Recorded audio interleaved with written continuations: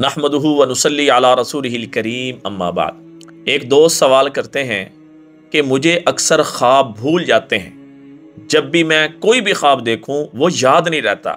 मौलाना इसकी क्या वजह है?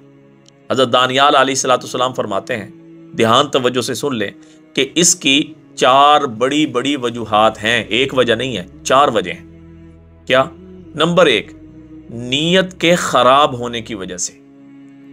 ये जो ख्वाब भूल जाता है या भूल जाती है, वो अपनी नीयत की दुरुस्तगी करे, क्योंकि आता है नीयतुल मुमिनी खैरुम मिन अमलिही। बाज दफा मोमिन बंदे की नीयत उसके अमल से बढ़ जाती है, तो नीयत के अंदर कुशादगी पैदा करें, अच्छा सोचें, अच्छा बोलें, अच्छा गुमान करें। इंशाअल्लाह ताला आपकी ये जो ख्वाब भूलने की बीमारी है, अल्लाह इसको ख़त्म फरमा देंगे। ख्वाब भूलने का मसला है, अल्लाह इसको हल फरमा देंगे। एक, नीयत दुरुस्त हो। नंबर दो, मुख्तलिफ आमाल करने की वजह से भी ख्वाब याद नहीं रहते।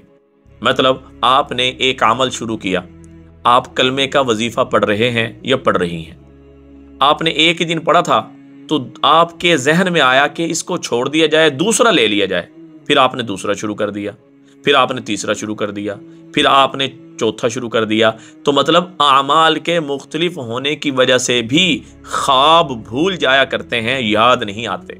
नंबर तीन, तबीयत के मुख्तलिफ होने की वजह से तबीयत में ठहराव नहीं, बात बात पे गुस्सा, बात बात पे नाराजगी, बात बात पे चिड़चिड़ापन, जिद में आ जाना, अना का मसला बना लेना, दूसरे को तकलीफ पहुंचाना, और इस तरह की मुख्तलिफ तबीयतों में अपने आप को डाले रखना। भाई तबीयत के अंदर ठहराव पैदा करें, एतदाल वाली तबीयत हो, इंशाअल्लाह ताला आपको आपका ख्वाब कभी नहीं भूलेगा।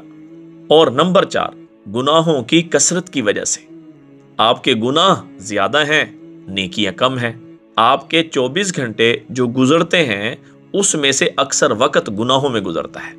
तो लिहाजा अपने गुनाहों वाली जिंदगी को छोड़कर अमल वाली, नमाज वाली, कुरान वाली, जिक्र वाली जिंदगी पे आए। अगर आप चाहते हैं कि आपके ख्वाब आपको याद रहें, ना भूलें, तो इन सारी की सारी वजूहात में अपने आप को क्लियर करें, अल्लाह से माफ़ी मांगे। इंशाअल्लाह ताला आपका ख्वाब आपको हमेशा याद रहेगा। और ये मैं नहीं कह रहा हूँ, हज़रत दानियाल अलैहिस्सलाम ने फरमाया है, और वो मुअब्बिरीन में से एक बड़ा दर्जा रखते हैं। दुआ में याद रखें, सदका जारी समझ के शेयर करें। अस्सलामु अलैकुम वरहमतुल्लाहि वबरकातुहू।